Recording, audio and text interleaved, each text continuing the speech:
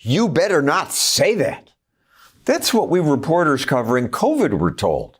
There are certain things you must not say.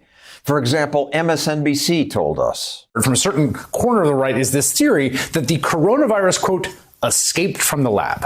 Escaped a lab? How ignorant. Everyone knows it wasn't made in a lab. This coronavirus was not man-made. That is not a possibility. And mere debate about that, we were told, posed a new threat. Not the virus itself, but misinformation. Many media decided it's our job to make certain theories disappear.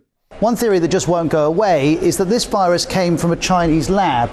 Facebook totally banned this false claim, but now the FBI director says COVID's origin is most likely a potential lab incident in Wuhan. The Department of Energy has concluded COVID-19 likely came from a lab leak in China. So did the smug media apologize and say, we shouldn't be in the censoring business? No, they just ignore what they did.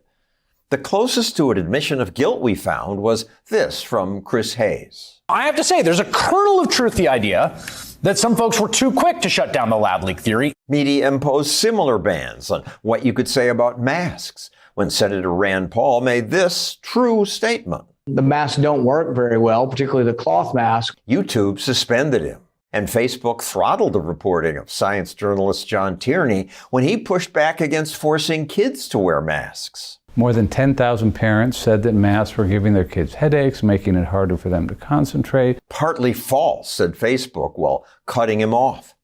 Yet now, a lot of science says wearing masks probably makes little or no difference. Perhaps the most blatant case was the media's claim that the New York Post scoop about Hunter Biden's emails just could not be true. We're supposed to believe that Hunter Biden, in a drunken stupor, dropped off his laptop in, I guess, apparently QAnon repair office, right? Obviously, Russian interference, said the media. It's likely Russian disinformation. It is so obviously a Russian operation. Twitter's bosses wouldn't even let users decide for themselves. They labeled the Post report potentially harmful and blocked users from sharing it. Facebook was sneakier. They suppressed the story instead of banning it outright. Of course, now the media admit the Post story was true. Several news organizations have authenticated many emails from the laptop. So the media who smeared this as a Russian plot, do they now admit they were wrong? No. They just say things like, nobody cares about Hunter Biden's laptop. Bad as the media were, what's worse is that government wanted to censor. We've done nothing in terms of content regulation or in terms of content oversight. Senator Mark Warner and some other politicians recklessly proposed using government force. Fortunately, that never happened. But government did apply lots of pressure. We're flagging problematic posts for Facebook that spread disinformation. The White House even urged Facebook to crack down on private messages on WhatsApp. We'll never know about all the government's attempts to censor.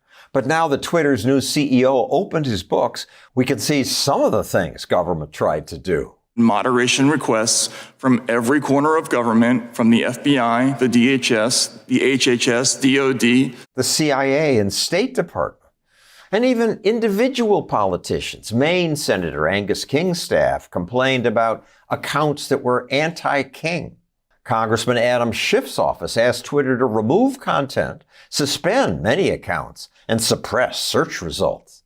To Twitter's credit, a staffer responded, "No, we don't do this." At one point, the Department of Homeland Security created something they called a Disinformation Governance Board. Its boss posted this video. They're laundering disinfo and we really should take note and not support their lies with our wallet, voice or vote. Oh, information. That was a step too far for the public. The Biden administration is facing fierce backlash for convening a group called the Disinformation Governance Board. Homeland Security terminated the board. Still, lots of government agencies wanted to control what you read and heard. Often they protected us from the truth. And when they got caught, the White House casually brushed off Twitter's revelations. Twitter was so haphazardly pushed this distraction. That is a full of old news. Old news only because they concealed it for so long. At least today, finally, we can discuss those things we weren't allowed to say. COVID-19 likely came from a lab leak. The masks don't work very well. The laptop data we had analyzed showed no evidence it was faked. Eventually, the truth does come out. But let's not let anyone in government or out say, we'll be the gatekeepers. We know what's true. They don't. Here at Stossel TV, I'm the gatekeeper. But instead of censoring, here we'll debate. More information, not less, is the best way to get to the truth.